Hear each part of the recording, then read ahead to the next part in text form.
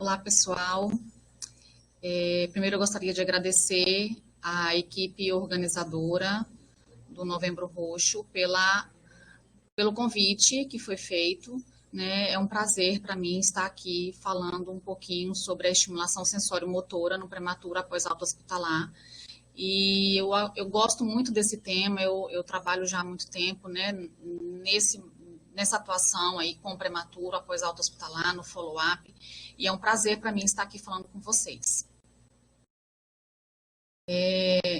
Eu sou fisioterapeuta e trabalho na UTI neonatal do Hospital das Clínicas, aqui no UCAM. Sou especialista em fisioterapia neonatal e ambulatório de segmento, né, no follow-up. E também sou professora na área de fisioterapia em UTI neonatal e pediátrica, tutora do método Canguru e tenho formação também em avaliação de bebês a nível ambulatorial com as escalas padronizadas. E eu vou começar falando um pouquinho sobre o desenvolvimento da criança, né? O que é esse desenvolvimento, né? Para a gente poder entender um pouco daqui para frente e que vocês possam também ter essa noção do desenvolvimento associado à prematuridade e o porquê que a gente tem que estimular esse bebê após alta hospitalar, né? Qual é a necessidade do prematuro dessa estimulação após alta hospitalar, né? Então, o desenvolvimento da criança, ele é caracterizado pela aquisição de um repertório de habilidades em diversas áreas. Essas áreas são motora, sensorial, cognitiva, comportamental e linguagem. E isso vai começar lá desde a concepção, né? E vai se estender por toda a vida dessa criança, né? Na fase adolescente, adulto, até a terceira idade. E a gente entende que essa fase inicial, né, desse desenvolvimento, ele é extremamente importante para o amadurecimento do sistema nervoso, em especial, que está ali em total formação, né, e vai contribuir também para as relações socioafetivas dessa criança a longo prazo. A estimulação precoce e o desenvolvimento. A gente sabe que nos primeiros anos de vida de uma criança é a fase onde ocorrem as diversas modificações importantes para o desenvolvimento de habilidades motoras e cognitivas. E a gente entende também, a literatura é muito clara nisso também, em trazer para nós que a carência da estimulação também diminui o ritmo desse processo evolutivo e aumenta mais ainda as chances dos transtornos psicomotores, socioafetivos, cognitivos e também da linguagem. Então, a criança ela está num processo de aprendizagem e no momento que ocorre uma carência dessa estimulação, esse processo começa a ser interrompido. E aí vem também um conceito da neuroplasticidade. O que é a neuroplasticidade, né? A neuroplasticidade, a gente sabe que é a capacidade do sistema nervoso de se adaptar às mudanças, né? E a aprendizagem motora, ela vai sugerir o estímulo de experiências sensório-motoras no contexto geral dessa criança e vai favorecer na reorganização estrutural e também funcional do sistema nervoso humano, né? Há algum tempo atrás, entendia-se que essa neuroplasticidade, ela acontecia somente nos primeiros anos de vida, e isso já caiu por terra, e a gente já sabe que a neuroplasticidade, ela está ativa a todo momento da nossa vida, até a gente morrer, né? Mas a gente sabe que todas as habilidades motoras e cognitivas, as primordiais para a nossa condução do dia a dia, o aprendizado dessas habilidades acontece nos primeiros anos de vida. Então, essa é a importância da gente trabalhar com essa criança nessa fase, né? Aproveitar esses primeiros anos de vida para a gente pegar esse momento que ela está na fase de habilidade primordial, né? E aí nós temos alguns fatores que vão interferir no desenvolvimento infantil. O primeiro fator que nós temos são os genes dos pais, né? Então, aquela formação intraútero, né, a maturação dessa criança, o que acontece com essa criança, a gente sabe que isso pode interferir no desenvolvimento desse bebê. A evolução dele intraútero e extraútero também influencia todo o comprometimento, se essa criança foi bem nutrida, se houve alguma complicação materna durante o período gestacional. A gente sabe que todos esses fatores interferem no desenvolvimento desse bebê. E extraútero, nasceu prematuro, ele já vai para um ambiente diferente do que ele já estava acostumado, com diversas outras questões que vão atrapalhar na sua maturação, na organização da sua maturação, né? Então, extraútero aqui nós temos o contexto da UTI neonatal que vai interferir na evolução também dessa criança. O papel da equipe, quando a gente fala do papel da equipe, a gente precisa reforçar a questão do cuidado humanizado, do cuidado em observar, como a Fernanda acabou de falar, de olhar esse bebê como um ser diferenciado e com suas particularidades, e a gente tem que respeitar isso nesse bebê prematuro. Então, o papel da equipe, ele é essencial para o desenvolvimento dessa criança, porque a gente sabe que o que acontecer com ele durante o período de internação é primordial para a evolução dele nos primeiros anos de vida. E vai interferir também, né? O ambiente sociocultural que essa criança está inserida, as experiências que essa criança tem, né, ao longo dos primeiros anos de vida, isso principalmente no ambiente familiar, né? O que acontece com essa criança, os estímulos que são passados para ela, né? Então, isso já na fase após alta hospitalar, como que essa criança ela é tratada, como ela é amada e como ela é estimulada dentro de casa. Tudo isso vai interferir no desenvolvimento dessa criança. E aí, para a gente poder entender um pouquinho, que eu vou falar lá na frente sobre a questão do prematuro, né? O porquê que o prematuro precisa dessa estimulação, né? Nós temos alguns indicadores de risco para o desenvolvimento.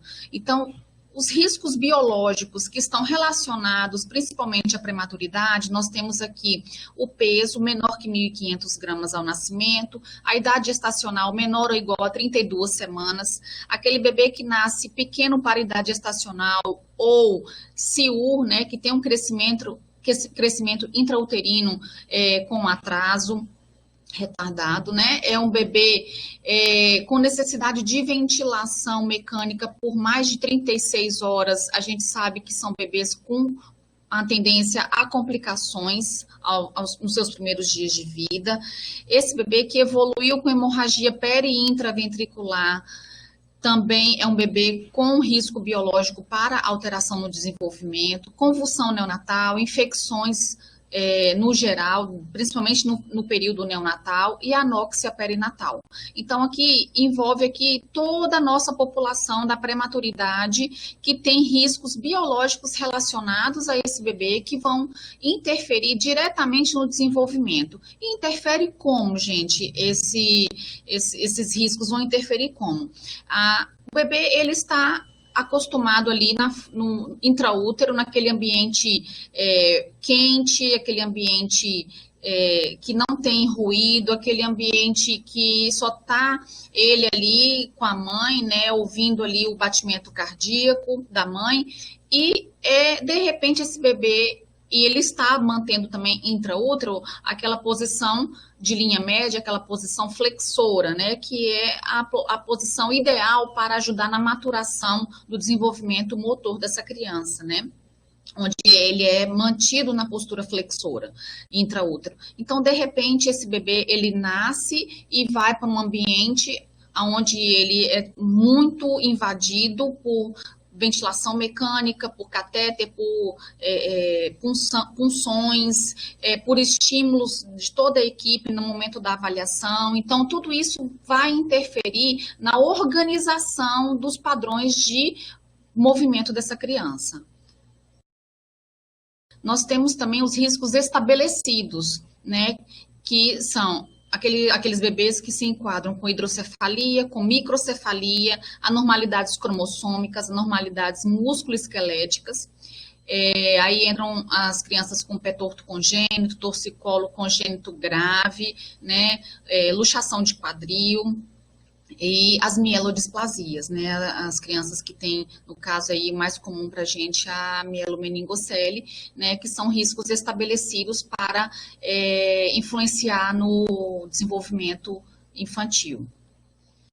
E os riscos ambientais, como a gente já falou, a questão da hospitalização, principalmente a hospitalização prolongada desse bebê, né? Então, quanto mais tempo esse bebê fica exposto a essa hospitalização, maiores serão os riscos de atraso motor nessa criança, pela questão até mesmo de dificuldade na estimulação que a própria equipe tem de trabalhar com essa criança conforme essa criança vai crescendo, vai havendo necessidade de maiores recursos, onde fica limitado para a equipe da fisioterapia, no caso, e da terapia ocupacional, que vai trabalhar a parte de estimulação sensório-motora desse bebê, fica bem limitado para trabalhar conforme vão passando os meses e prolongando mais esse período de internação da criança.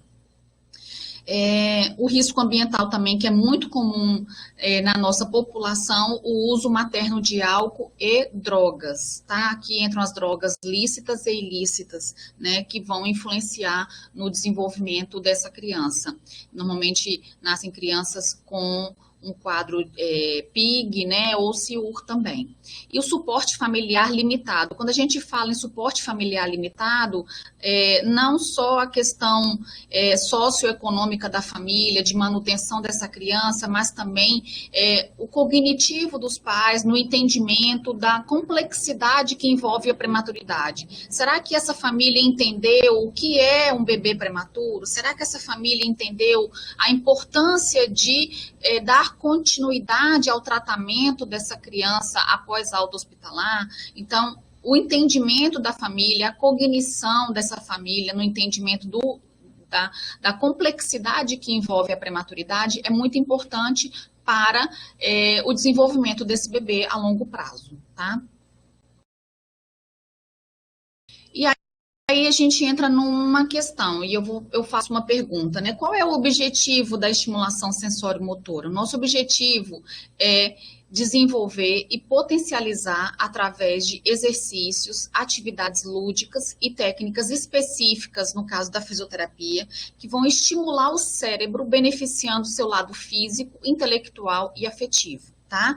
Então, é dado um estímulo para a criança, esse estímulo é recebido pelo cérebro, e esse cérebro, ele vai captar esse estímulo e vai armazenar. E ele vai aprender, mas essa aprendizagem, ela vai acontecer com a repetição.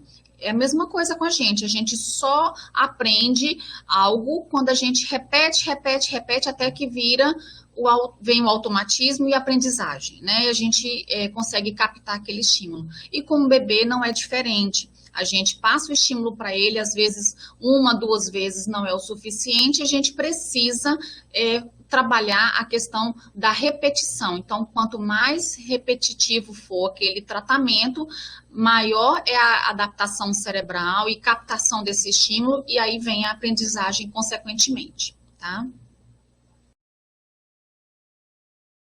A maturação do sistema nervoso central, após as 40 semanas de idade gestacional corrigida, ele vai se dar com o desenvolvimento na direção céfalo-caudal, né? Então, no sentido descendente, né?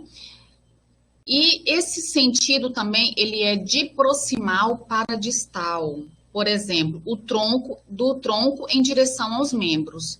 E os movimentos serão mais amplos e globais, e depois vão vir os movimentos mais específicos. O que eu quero dizer com isso? Antes do bebê nascer, intraútero, essa direção, ela é inversa, né? Então, até 40 semanas, até o bebê nascer, intraútero, essa direção, ela é ascendente, ela é caudocefálica, né? E aí, após o nascimento, entra a maturação do sistema subcórtico espinhal, e aí vem a direção invertida, né? Da direção céfalo-caudal. né? E essa direção cefalocaudal, e aí vem a organização dos padrões de movimento seguindo essa direção cefalocaudal. Então, primeiro o bebê vai controlar a cervical, depois ele vai controlar tronco superior, e aí vem, quando a gente cita aqui, o sentido proximal para distal. Então, é do centro para a periferia. Então, primeiro ele vai controlar o tronco superior, depois membros superiores, depois tronco inferior, e aí segue para membros inferiores, tá? Dos movimentos mais amplos e globais para os mais específicos, então, primeiro serão aqueles movimentos em bloco, mais grosseiros, e depois a criança começa a ter a movimentação fina, né, os movimentos de pinça, então, isso vai acontecer mais tardiamente. E aqui a sequência, né, é no sentido descendente, né, então é nessa sequência aqui que ocorre a maturação após o nascimento, após as 40 semanas. Então, quando um bebê que está com a gente na UTI neonatal, e a gente tem que levar em consideração também a idade gestacional corrigida. Para a gente avaliar esse bebê prematuro, é necessário que a equipe, o fisioterapeuta que vai trabalhar essa estimulação sensório-motora, leve em consideração e respeite a idade gestacional corrigida. Então, esse bebê vai fazer a correção da idade gestacional dele até as 40 semanas, e após 40 semanas, ele continua fazendo a correção da idade para que a gente possa acompanhar esse bebê, mesmo ele sendo prematuro, a sequência do desenvolvimento dele como se ele tivesse acabado de nascer, né? Então, aí a gente sabe que após 40 semanas de idade corrigida, vão seguir outra linha, né, de maturação, que é o céfalo caudal. Então, a gente precisa continuar fazendo a correção da idade gestacional desse bebê para a gente poder avaliar adequadamente, porque se a gente não considerar a idade gestacional corrigida e considerar a idade cronológica, nós vamos avaliar errado e vamos tratar errado essa criança também, tá? Então, é muito importante saber fazer o cálculo corretamente da idade para a gente poder avaliar também corretamente e conduzir o tratamento dentro do período adequado que essa criança. Porque a idade gestacional corrigida é a idade motora dele, né? Então, a idade motora não está relacionada à idade cronológica. A idade motora do bebê prematuro está relacionada à idade gestacional corrigida, tá? E por que o prematuro necessita de estímulo após alta hospitalar? Nós acabamos de falar de alguns riscos biológicos que estão diretamente relacionados à prematuridade e também os riscos ambientais, né, que são os principais aí, principalmente o longo período de internação. Então, a gente é entendido e é muito descrito na literatura isso também, de que o prematuro ocorre uma desorganização desse desenvolvimento motor no momento que ele está fora do útero, né? Então, essas vias de maturação do sistema subcórtico-espinhal, do sistema córtico-espinhal, elas começam quando ocorrem as interferências externas do ambiente da UTI neonatal, começa a ocorrer uma desorganização no entendimento desse bebê, do padrão motor que ele tem que adquirir, e isso vai atrapalhar no seu desenvolvimento, e a gente já começa a perceber isso durante toda a fase da internação, e principalmente quem faz acompanhamento desse bebê após alta hospitalar consegue visualizar melhor ainda após alta hospitalar o que aconteceu com ele ali durante a internação, que vai ser que vai influenciar, né, no seu desenvolvimento motor.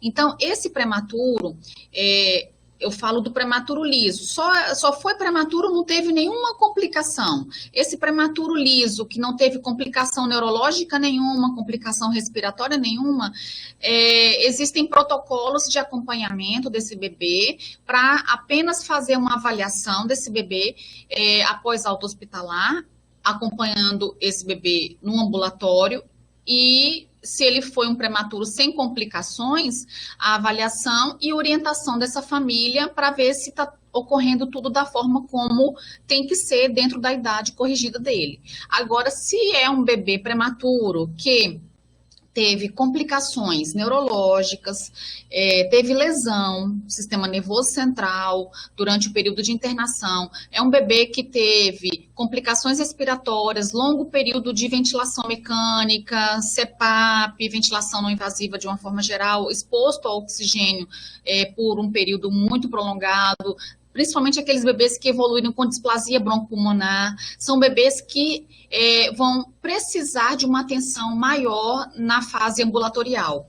E quando a gente fala em uma atenção maior, o atendimento semanal, às vezes mais de uma vez por semana, dependendo da condição do serviço de absorver essa criança para fazer um acompanhamento mais de perto. Tá?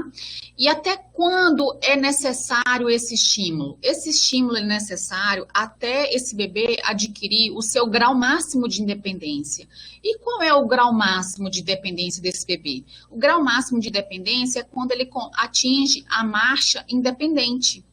É entendido que o grau máximo de independência de um bebê é quando ele consegue se deslocar de uma forma independente, sem auxílio externo de outras pessoas ou de algum dispositivo. Então, esse é o momento onde ocorre o momento de liberação dessa criança, né, da alta, da fisioterapia, no ambulatório de segmento. Né, mas até esse grau máximo de dependência acontecer, esse bebê deve ser acompanhado no ambulatório pela equipe de fisioterapia.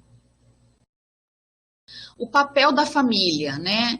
É essencial o papel da família junto à equipe e deve ser entendido como um trabalho em conjunto em prol do desenvolvimento do bebê, tá? A família, ela tem que ser abraçada e a família tem que entender que eles são como coterapeutas. Né? E a gente tem que passar a responsabilidade para a família também. Ela tem que entender o papel dela como responsável no desenvolvimento dessa criança. E eles são protagonistas, né, nesse desenvolvimento. Então, eu sempre, quando eu pego uma família para explicar no ambulatório de segmento, eu falo assim, você imagina um bebê como se fosse uma estante vazia que você acabou de adquirir. Né? Chegou para você uma estante vazia, você vai colocar nessa estante o que você quiser. Então, o que você vai colocar na estante é o que vai definir, né, o que vai ficar ali naquela estante. E o bebê é a mesma coisa, né? Então, o bebê chegou para você sem nada dentro, assim, né, de aprendizagem. Então, quem vai ensinar para ele é quem está com ele ali no dia a dia, né? Então, a família precisa entender que eles são extremamente importantes. Não adianta a fisioterapia, a terapia ocupacional, a fonoaudiologia, trabalhar com essa criança, né? A equipe multi, trabalhar com essa criança e a família não entender que eles são importantes na condução desse tratamento. No caso da fisioterapia, a gente ensina para as mães esses exercícios para que ela possa fazer em casa também. Esses exercícios são ensinados desde o momento lá da UTI neonatal, na fase da alta, essa mãe já começa a aprender algumas coisas e no ambulatório de segmento, essa mãe ela tem que participar da terapia. Não é o bebê entrar na sala da fisioterapia e a mãe ficar lá fora na recepção, não é assim. A mãe ela participa da terapia, ela ajuda o fisioterapeuta ali durante o atendimento, até mesmo para ela ajudar naqueles momentos de estresse que a criança às vezes apresenta durante o atendimento, para ajudar a acalmar essa criança, mas também para ela aprender o atendimento, porque ela possa fazer em casa os exercícios que estão dentro do entendimento dela, né? Então, a gente precisa ensinar exercícios mais simples, mas que ela consiga aplicar em casa, né? Não com um grau de dificuldade muito alto, porque a gente também tem que respeitar a condição de entendimento da família, de aprender e aplicar lá na casa dela o que vai fazer com essa criança. Então, a participação da família é essencial. Se a gente não tiver a família junto com a gente perde muito no desenvolvimento desse bebê.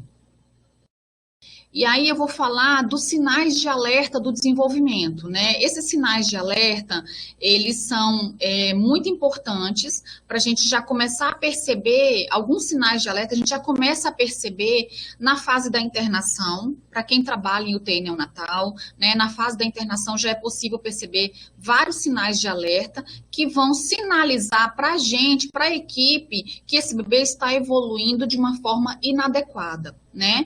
E no ambulatório de segmento não é diferente. Nós temos alguns sinais de alerta que são, no contexto geral, eu considero esses sinais como os mais importantes, e a literatura traz para a gente também esses sinais como os mais frequentes e os mais importantes a serem observados. A gente tem o estrabismo, só lembrar que o estrabismo ele é normal até os 6 meses de idade, tá? Lembrar que essa idade tem que ser considerada no prematuro a idade gestacional corrigida, tá? Alteração do tônus, seja para hiper ou hipotonia, qualquer alteração do tônus é um sinal de alerta. Tremores, aqueles tremores, abalos, né, nas extremidades que o bebê apresenta.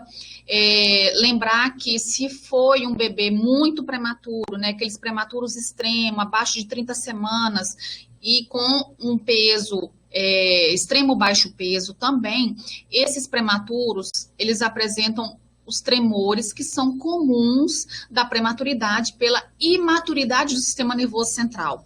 Então, esses tremores até as 40 semanas de idade gestacional corrigida, a gente ainda considera dentro do padrão de normalidade esperado pela imaturidade do sistema nervoso, mas a partir de 40 semanas de idade gestacional corrigida, já não é para estar tão frequente mais esses tremores, tá?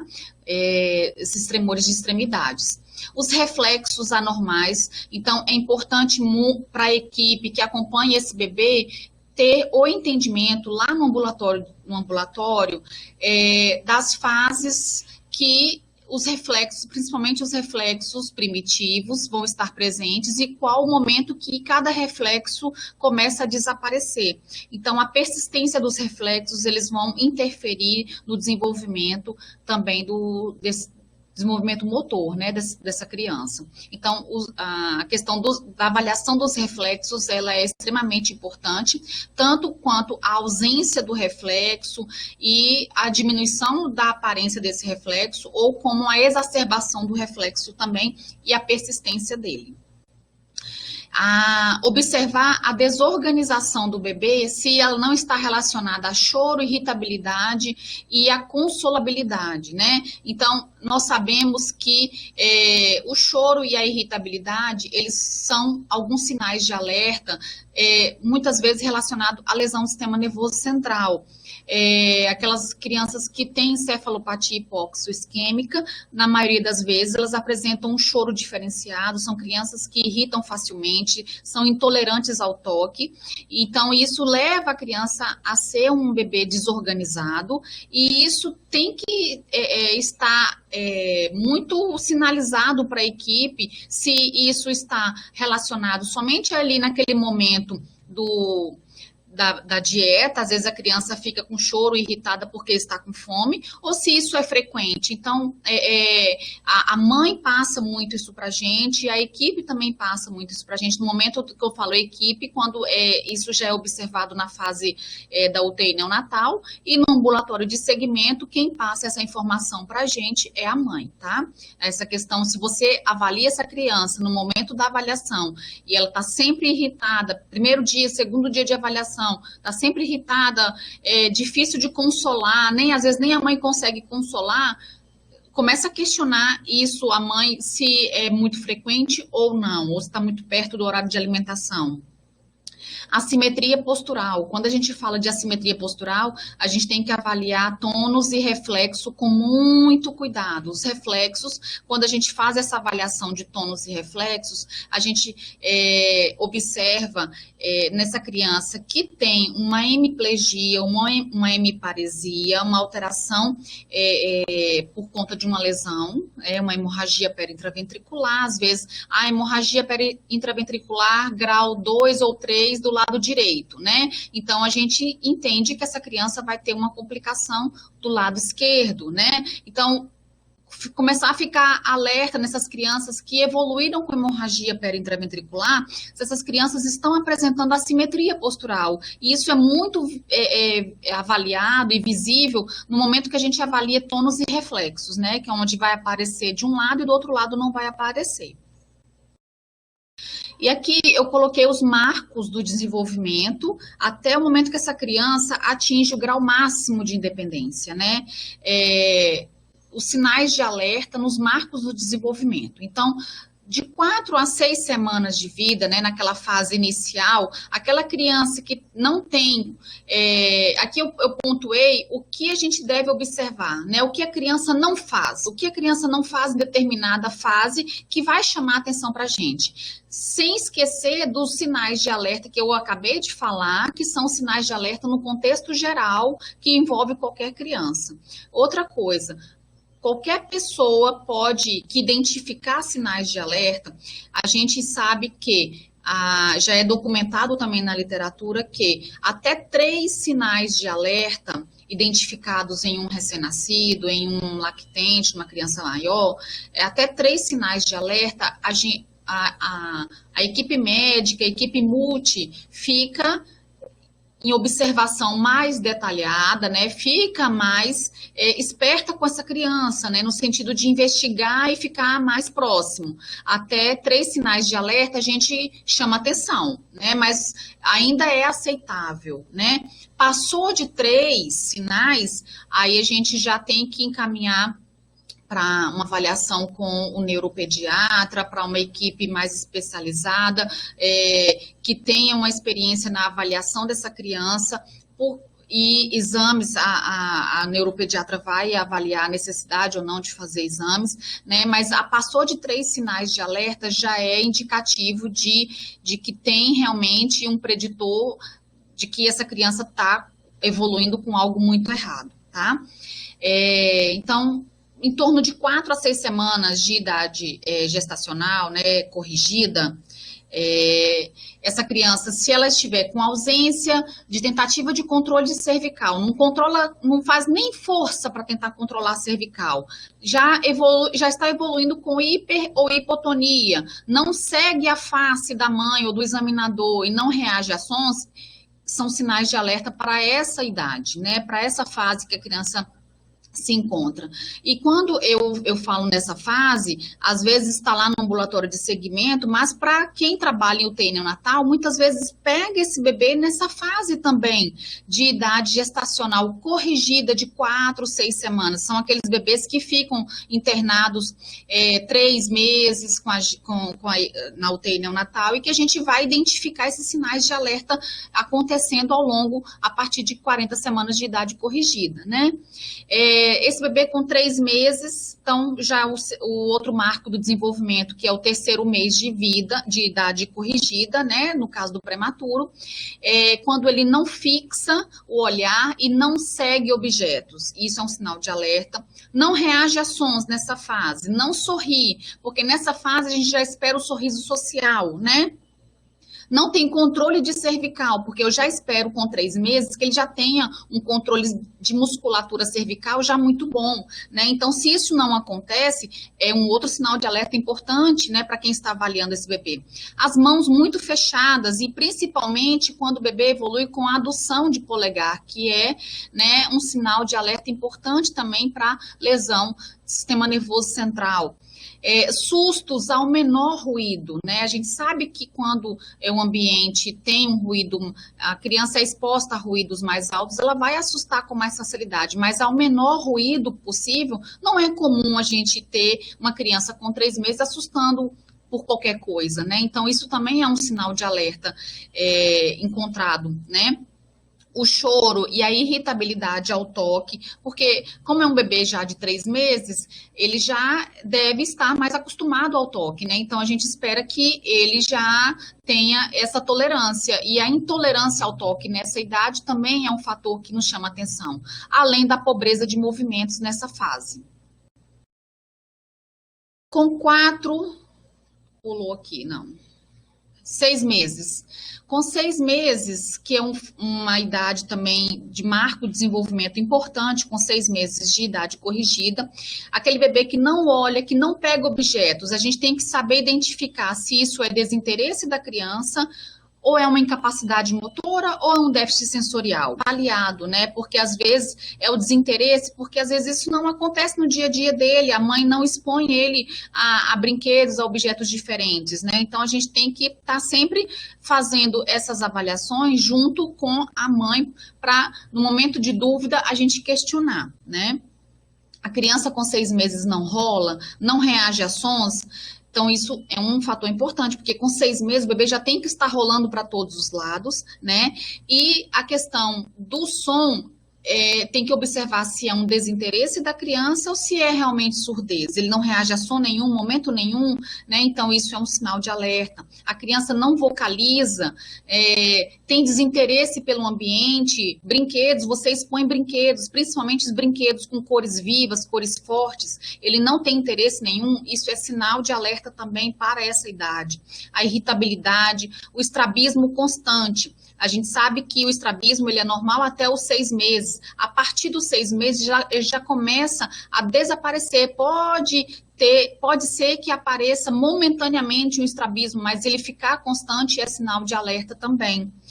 A persistência dos reflexos e quando a criança não senta nem com apoio, porque com 6 meses a gente espera que uma criança esteja sentando com apoio, com ajuda, né, de algum dispositivo, normalmente um rolinho para apoiar. Mas a criança, mesmo com esse apoio, ela não se mantém na postura sentada, isso é um sinal de alerta também, né? Aos 9 meses de idade, a criança já tem que estar sentando independente. Então, se isso não acontece, para a equipe que está avaliando, é um outro sinal de alerta que chama muita atenção. A apatia, a criança não muda de posição sozinho. O que seria essa mudança de posição, essa transição, né? Ele sair do rolar para o sentado, né? Então, ele já tem que fazer essa mudança de transição, né? De sair pelo menos do deitado para sentado, né? Então, isso tem que acontecer independente, né? Aos 9 meses de idade. O estrabismo, mesmo que seja esporádico, não é comum mais nessa idade. Ele não explorar objetos, então isso é um sinal de alerta, né?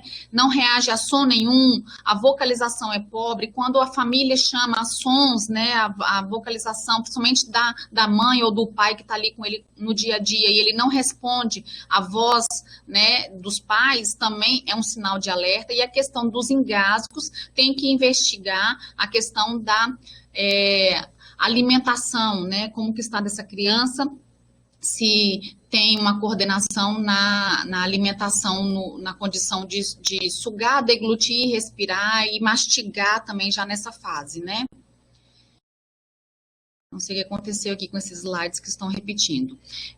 Aos 12 meses, e aí já está acabando, gente, aos 12 meses de idade, aquela criança que não suporta a posição em pé, eu tenho que procurar saber, é uma hipotonia? O que está acontecendo com essa criança? Não suporta a posição de 4 apoios, né, que é aquela posição de gatinho, né, que a criança já fica na posição do engatinhar, né, a posição de 4 apoios. Então, isso é um sinal de alerta quando você coloca a criança nessa posição e ela não se mantém nessa posição. Ela não faz transição postural, né, de sair de uma posição para outra sozinha, não pega objetos, não faz movimento de pinça, que aos 12 meses já é esperado esse movimento de pinça, isso é sinal de alerta também, né?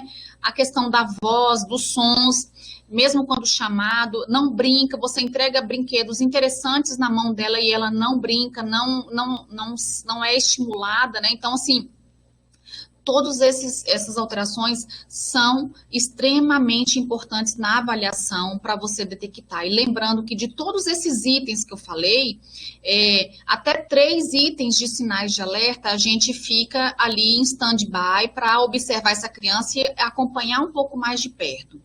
Passou de 3 itens, a gente já tem que documentar como uma alteração no desenvolvimento motor, porque não pode ter mais do que 3 itens de alteração, né, desses sinais de alerta.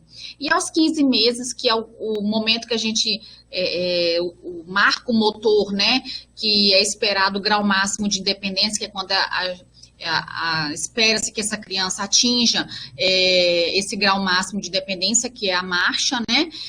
O deslocamento dele, isso que chama mais atenção aos 15 meses, quando esse deslocamento independente não está acontecendo, quando a criança não faz nenhum som, não reage a nada durante a estimulação e não cumpre ordens simples, principalmente direcionados pelos pais.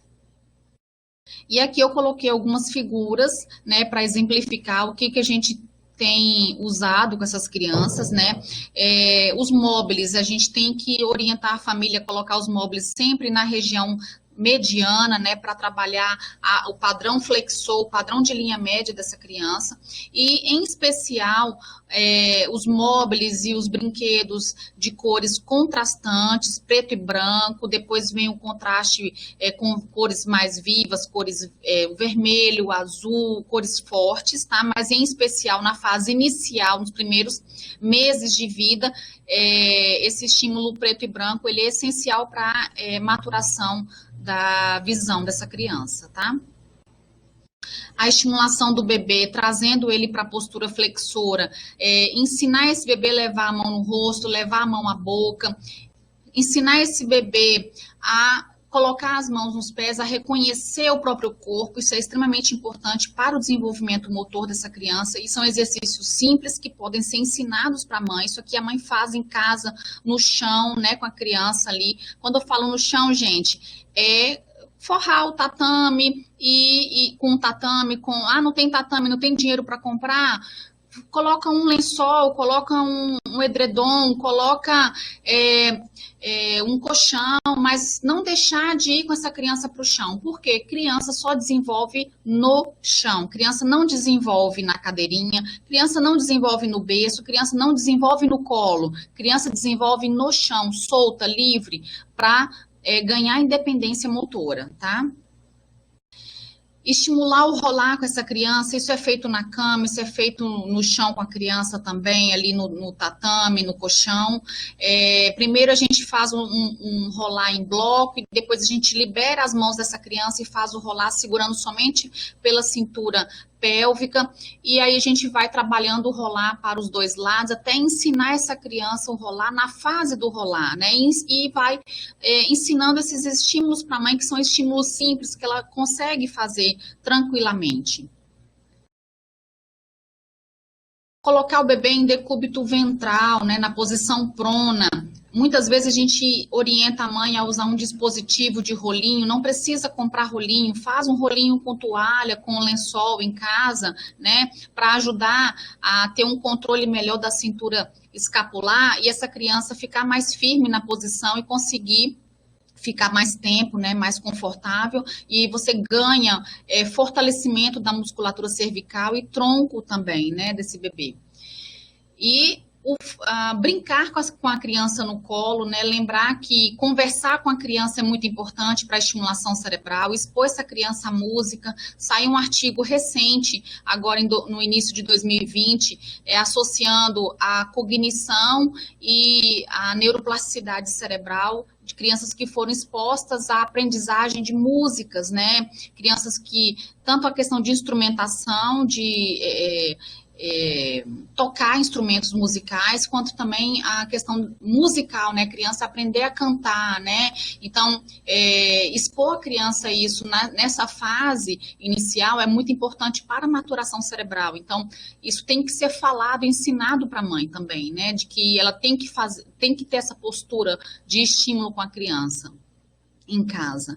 A questão do carregar, né, o carregar no colo, né? A gente sabe que com o avançar da idade, né, a partir do segundo, terceiro mês de idade, o bebê já tem uma visão melhor, ele já consegue enxergar melhor. Então, por que não carregar essa criança olhando para frente, né? Então, essa é a forma mais indicada que a gente passa para os pais para carregar essa criança. Faz uma cadeirinha com o braço, né? Faz um apoio na região abdominal e deixa essa criança virada para frente, virada para o mundo, para ela enxergar as coisas que estão no meio externo dela. E não carregar a criança virada para trás. Virada para trás, ela não vai ter o mesmo estímulo que ela estiver virada para frente, né? E principalmente o cuidado que tem que ter com os slings, né, que muitas mães usam hoje, os slings, né, procurar colocar essa criança no sling virada para frente também, não virada para trás, né, isso aqui, a criança vai ver o quê? O colo da mãe e vai ficar com a cabeça rodada para um lado e para o outro, por quê? Ela vai ficar procurando enxergar as coisas de uma posição que vai estar inadequada para ela, né, então, já aconteceu de eu até abordar no supermercado uma vez uma mãe que estava com uma criança, a criança estava chorando, irritada no sling, estava nessa posição aqui, e eu chamei a mãe, me identifiquei e expliquei para a mãe a posição correta que ela deveria colocar a criança no sling, né? Porque, e tomar cuidado também com essa abertura do quadril que é feito no sling. Então, ficar pouco tempo, né, também, para não expor essa criança com abertura excessiva de quadril, né? O brinquedo adequado para cada fase, né? Então, a gente tem que respeitar o tamanho da mão dessa criança, a gente tem que respeitar o peso do brinquedo, né? Principalmente, às vezes a mãe fala assim, eu dou os brinquedos para a criança, mas ele não gosta, ou ele não usa o brinquedo, mas você vai ver o brinquedo inadequado, é um brinquedo muito pesado para aquela idade, é um brinquedo onde a criança não consegue segurar adequadamente por conta do tamanho da mão dela. Então, toda essa orientação dos brinquedos adequados para cada fase, isso é função também do fisioterapeuta que acompanha a criança a nível ambulatorial, né? Então, os estímulos luminosos, os estímulos auditivos nessa fase também são de extrema importância, mas aqueles brinquedos com sons muito altos também são inadequados, dependendo da fase que a criança se encontra. Então, tudo isso tem que ser avaliado, né, dentro da fase e da idade que a criança está, né? E aqui os andadores, quando a gente chega no grau máximo de independência da criança, muitas mães chegam e falam assim, eu vou comprar um andador, aí já chega com a intenção de comprar esse andador aqui, que é o mais antigo, né, o mais clássico de se ver aí nas lojas, que é esse andador, mas esse andador já tem descrição dele na literatura, a Sociedade de Pediatria também já recriminou esse andador pelo risco que ele tem de causar acidentes domésticos, da criança ter quedas usando esse andador. Além do que, esse andador, ele, ao invés de estimular a criança a andar, ele vai desestimular. Por quê? A tendência da criança é ficar com abdução excessiva de quadril, então isso vai atrapalhar na marcha, e a criança tem uma tendência a ficar na ponta dos pés, e também é ruim para a marcha. Então, não é indicado esse uso de andadores na fase que a criança se encontra da marcha, tá? Então, o andador mais indicado é esse tipo de andador, onde a criança empurra, né, o brinquedo, ela só tem um apoiozinho da mão, e de preferência que a criança esteja descalça, para ter o trabalho da região plantar, né, a parte de sensibilidade plantar, tá? Eu não tenho dinheiro para comprar esse andador, né? Nem todo mundo tem dinheiro para comprar andador da Fisher-Price. Então, existem no YouTube, aí na internet, vários tipos de andadores feitos com cano PVC, que saem no máximo a R$40, às vezes até menos, que tem o mesmo efeito desse andador aqui, tá? Então, aí vai de orientar a família dentro da condição de cada família para adquirir um andador adequado para ajudar na fase da marcha da criança, tá? E lembrando que esse bebê, para ele que cedo nasceu, não porque quis ou pediu, veio assim fora de hora. Depois cresceu e partiu, e que lá fora possa enxergar até mesmo que não precisa, e que seus passos lhe sirvam de guia para todo o seu caminhar, né? Então, essa é a frase que eu deixo aqui para vocês, encerrando a minha fala, para que a gente tenha respeito com essas crianças, que a gente possa acompanhar adequadamente essas crianças, orientar adequadamente essas famílias, e que a estimulação após alta hospitalar, ela é essencial para as aquisições motoras, e que a gente entende que se essa estimulação for interrompida, que as complicações e anormalidades irão acontecer, principalmente nesse bebê prematuro que já tem uma tendência a atraso motor, né? Então, o objetivo da fisioterapia é tentar igualar ali a idade cronológica com a idade corrigida, né? E a gente tenta fazer isso após alta hospitalar, fazendo esse acompanhamento semanal, ou quinzenal, ou mensal, a depender da gravidade que essa criança se apresenta. tá? E aí eu encerro aqui a minha fala e